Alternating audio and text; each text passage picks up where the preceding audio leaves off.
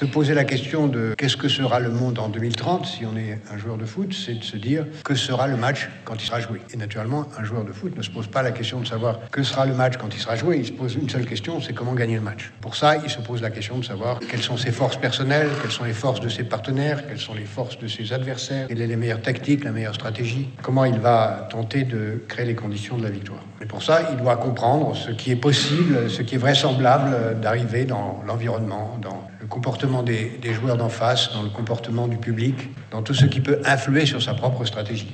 L'utopie majeure. Moi, je veux être libre de faire ce que j'ai envie. Bien sûr, c'est une liberté tout à fait relative. On ne peut pas choisir de la date à laquelle on est, on ne peut pas choisir du milieu social dans lequel on est, on ne peut pas choisir beaucoup de choses, mais malgré tout, l'humanité, en tout cas l'Occident, s'est définie à partir du début du Xe siècle comme à la recherche de la liberté individuelle. Et c'est cette valeur-là qui, progressivement, s'est imposée sur toutes les autres. Pour les biens individuels, le mécanisme le plus intelligent, le plus sophistiqué, qui s'est progressivement installé, c'est le marché, permet de croire qu'on est libre de choisir ce qu'on veut sous les contraintes de la rareté. Et pour les biens collectifs, la procédure qui permet le mieux de croire qu'on est libre sous contraintes de rareté, pour la distribution des biens publics, c'est la démocratie. L'un et l'autre étant, je l'ai dit tout à l'heure, des formes extraordinairement sommaires de liberté, mais c'est le meilleur bricolage. Et vous avez fait assez de biologie pour savoir que la vie elle-même n'est qu'un bricolage entre deux formes de mort, entre la mort par le désordre extrême et la mort par l'ordre extrême. Et donc, progressivement, l'humanité invente, avec beaucoup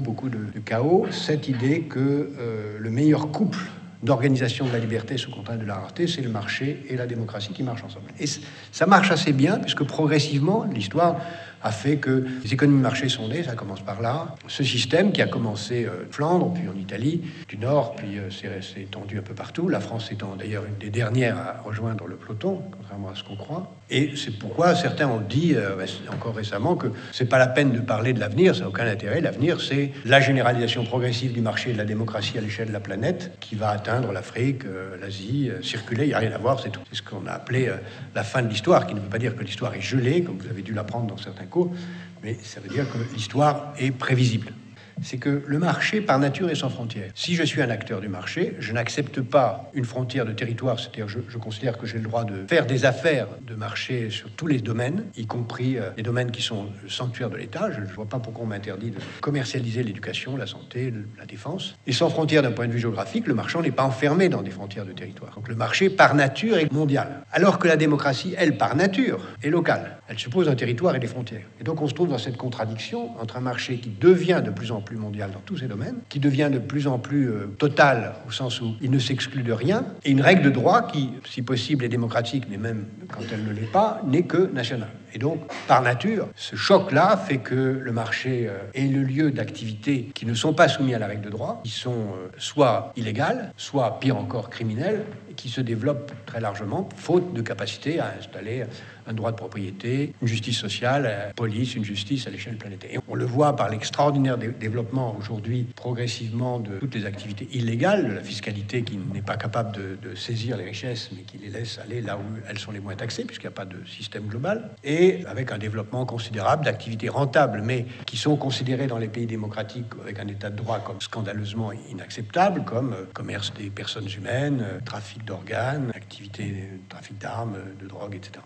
Et donc, on se trouve progressivement dans une situation qui ressemble à quelque chose qu'on n'a jamais vu, c'est-à-dire un marché sans état de droit. Le seul exemple qu'on a à l'échelle de la planète d'un pays qui n'a pas d'état de droit depuis longtemps, c'est un pays qui, depuis 25 ans, n'a pas de gouvernement. Le gouvernement se trouve dans le pays voisin, la Somalie. Le gouvernement est assez courageux pour être installé au Kenya, et où on voit les bandes de toute nature s'opposer.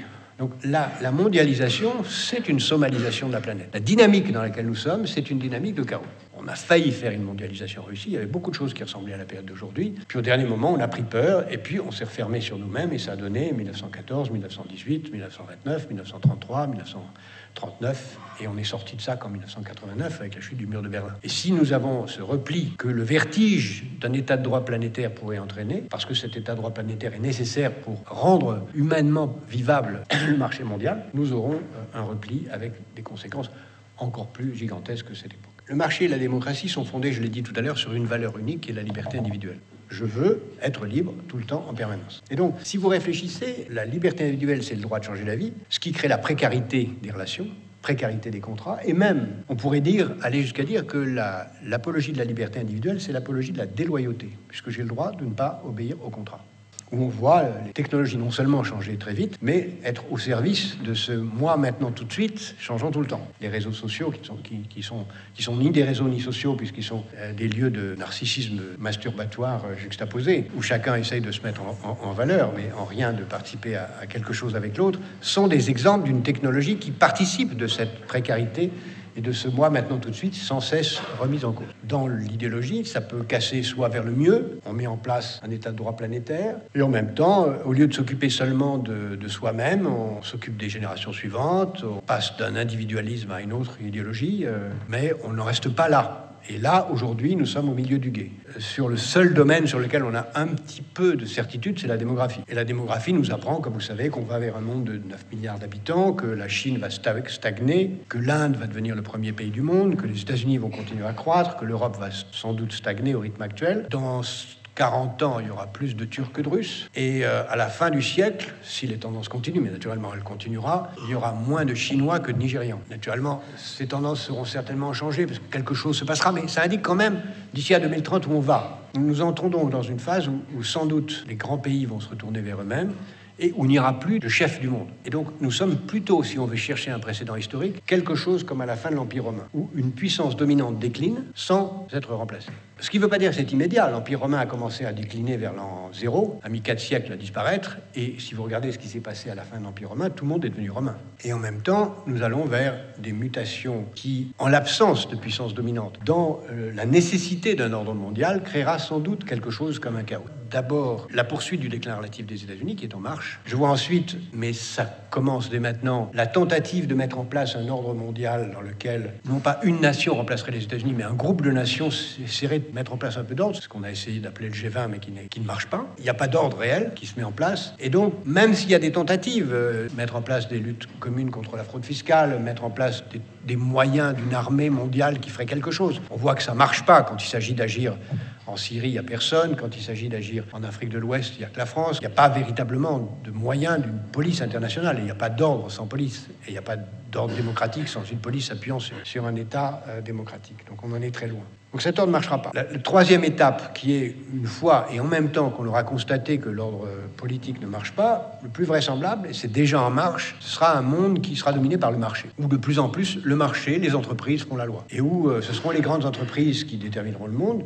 Je pense que les principales seront les entreprises qui seront capables d'assurer la maîtrise la principale demande des hommes, c'est la sécurité et la distraction. Ne pas voir et être assuré d'être distrait. Donc les principales firmes qui vont dominer sont les firmes qui vont assurer la sécurité, c'est-à-dire les compagnies d'assurance, les entreprises de guidage, de surveillance. Et là, on voit à la fois les très grandes compagnies d'assurance ou de réassurance et puis d'entreprises de surveillance et de guidage. Donc Google est un exemple, mais il y en a d'autres. Et puis tout ce qui vient dans le marché va progressivement prendre le pouvoir. Avec inévitablement ce à quoi on assiste aujourd'hui, c'est-à-dire une extraordinaire aggravation des inégalités, qui a commencé puisque le marché lui-même ne crée pas suffisamment de transferts et qu'il n'y a pas d'état global pour réaliser les transferts, donc les inégalités continueront à croître. Le plus vraisemblable, c'est que le marché lui-même, dans un chaos, n'assurera pas les moyens de dépasser les difficultés. On continuera à espérer qu'on y arrive, mais le plus vraisemblable, si on regarde les précédents historiques, c'est que le chaos qui s'installe là conduira à des violences très fortes, dont on peut espérer soit les éviter, soit créer les conditions pour qu'après,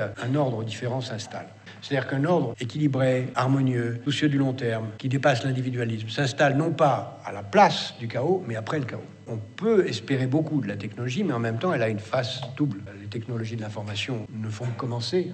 La loi de Moore est encore valable pour très longtemps. Puis au-delà de la loi de Moore, il y a beaucoup de choses qui s'annoncent, qui font que les capacités de calcul sont très loin de ce qu'on pouvait espérer, vont beaucoup plus loin, ce qui fait que non seulement ce qu'on a aujourd'hui, cloud computing, 3D, etc., sont là, mais au-delà, il y a beaucoup de choses qui vont apparaître. Je pense en particulier au web sémantique, c'est-à-dire la possibilité de dialoguer avec la machine en parlant le langage courant, qui va changer prodigieusement, complètement les métiers de l'enseignement. l'enseignement, les métiers de la santé, les métiers du conseil, les métiers de l'État, les biotechnologies qui conduisent progressivement à créer une marchandisation de l'artefact humain, ce qu'on appelle les transhumains dans certains discours de science-fiction, mais qui correspond à des choses qui sont tout à fait prévisibles. C'est-à-dire que la santé devient, avant l'éducation, le principal secteur de croissance, parce qu'il est le lieu à la fois d'une forte croissance des besoins, mais en même temps d'une forte croissance de la possibilité de son industrialisation par l'émergence de technologies adaptées, jusque et y compris le clonage qui est une affaire de quelques décennies. Et l'homme va, au fond, on peut décrire dans ce cas-là l'histoire comme une longue évolution de l'homme à la machine, où l'homme se transforme lui-même en machine ou en objet marchand,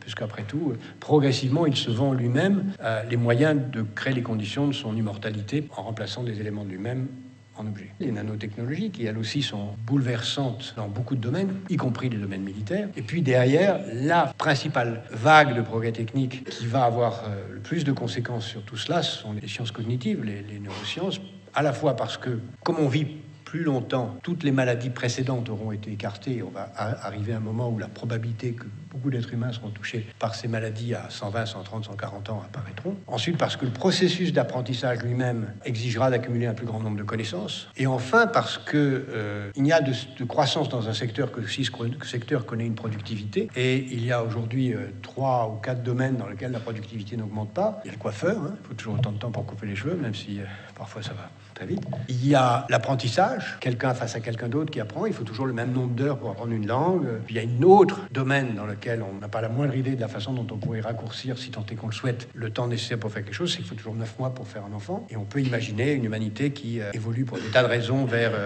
une naissance artificielle, mais ça je pourrais en revenir si vous le souhaitez sur des questions, parce qu'il y a là une procédure, une évolution vertigineuse de l'humanité vers quelque chose de à la fois cauchemardesque et fascinant.